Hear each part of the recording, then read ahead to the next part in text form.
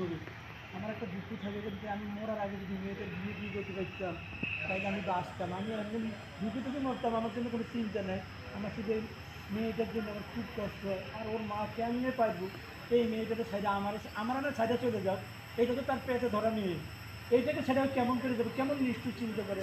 ওই যে আপনার বাবা ক্যান্সার আক্রান্ত, এখন আপনার বাবাকে ছেড়ে আপনার মা চলে যাচ্ছে, আপনি কি করবেন? ভাই আমার মার কথা কি বলবো আপনি বলেন। এই যে আমার বাপটা আজকে অসুখে পড়ে রয়েছে, আজকে আমার মা যদি অসুখে পড়ে থাকতো আমার বাপ কি চাইলে যাইতো, আমি কি চাইলে যাই না, আমি কোনোদিন চাইলে না। আমার দেখেন বিয়ের বয়স হয়ে গেছে, আমি আমার মার হাতে পায়ে ধরে কান্না করতেছি যে মা তুমি যাইও না, আমার বাপের ভালাইতে যায় না। আচ্ছা, এই যে আপনার স্বামী ক্যান্সার আক্রান্ত, সে ক্যান্সার আক্রান্ত হওয়ার পরেই তো আপনি তাকে ছেড়ে চলে গেছেন, তাই না? তবে তো যাই হোক, তাহলে যাবি কি করবো? আমার কি সেরকম বয়স হয়েছে যে আমি আরো যদি সংসার করতে পারবো না? আমার তো একটা ভবিষ্যৎ আছে নাকি?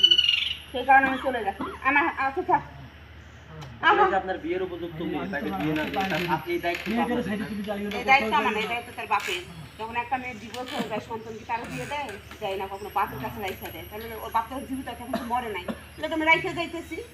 ওর মাইয়া কি করবো না বলে হ্যাঁ ব্যক্তিগত ব্যাপার। কেন চাচা আছে, চাচা তো ভাই আছে, তারা দেখবো। এই আমি ছাড়। আচ্ছা, এই যে আপনার ভাই ক্যান্সার আক্রান্ত, আমার জীবনটা নষ্ট করে দিল মা। তার একটা বিয়ের উপযুক্ত মেয়ে আছে, এখন আপনারা কি করতে পারেন? কি করবো, ওর মায়ের অনেক বুঝাইলাম যে বাইরে টাকা জমি যা আছে কোনো চিকিৎসা পাতি করানো সুস্থ হয়ে যাবে। তুমি থাকো, আমাদের যা আছে আমরা ওইখান থেকে কিছু কিছু করে চলার মতন রাস্তা করে দেবো। আমার বাইরের সাথে থাকো, কিন্তু কোনো রকমেই তার মায়ের মান করছে না। আমার বাইরে যতদিন বাইসে থাকবো আমরা ব্যবস্থা করবো চিকিৎসা দেওয়ার জন্য। যদি যাই যায় আমরা ওর মায়ের যেটা দিতাম, আমার বাইরে যেটা দিতাম ওটা না দিয়া আমার মেয়েরে, আমার বাস্তি এরে আমরা কি করা যায় ভালো কাজ করার জন্য আমরা চেষ্টা করবো এবং কই দিয়ে দেবো। 5,000 কইছো ক্যান্সার আক্রান্ত, আপনার স্বাস্থ্য বোন আছে, তার বিয়ের উপযুক্ত, আপনার চাকরি তার সাথে সংসার করবে না, তো চলে যাবে। আসলে তো বোঝা উচিত আমরা আছি না, তোমার মাও এরকম একটা সন্তান আছে, উপযুক্ত একটা মেয়ে, আর কি এইভাবে যাইতেছে। আমার চাচা তো ক্যান্সার তো সরকার সবাই বাঁচা তা কিন্তু না, আমার ভালো না। আজকাল শেষ হয়ে গেল। কিন্তু এখন যা দেখতেছি যে আমার এই চাচি, আমার চাচাটা ক্যান্সারে মরার আগে আমার চাচিটা তারা মাইরা ফেলাইবে। বারবার করতে চাচি থাকে অসুস্থ লোক, এটা পাশে থাকেন আপনার তো এটা তো আর আপনার মেকা করে স্বামী না, বিয়ের স্বামী। আর বিয়ের স্বামীর মা আপনি বিয়ের স্বামীর পাশে থাকবেন, এটা তো আল্লাহর অনেক বড় একটা সওয়াব। উনি কিছুতে মানতে পারতেছেন, উনি খেলে ওনার তাই চিনতে পারতেছেন।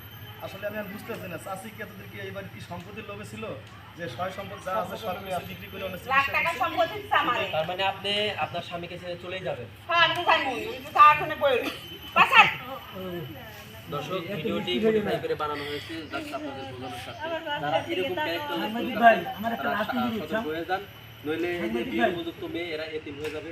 এই বাবা এরকম অসুস্থ রোগী থাকার সাংবাদিকের সাথে লাস্ট ভিডিও আছে।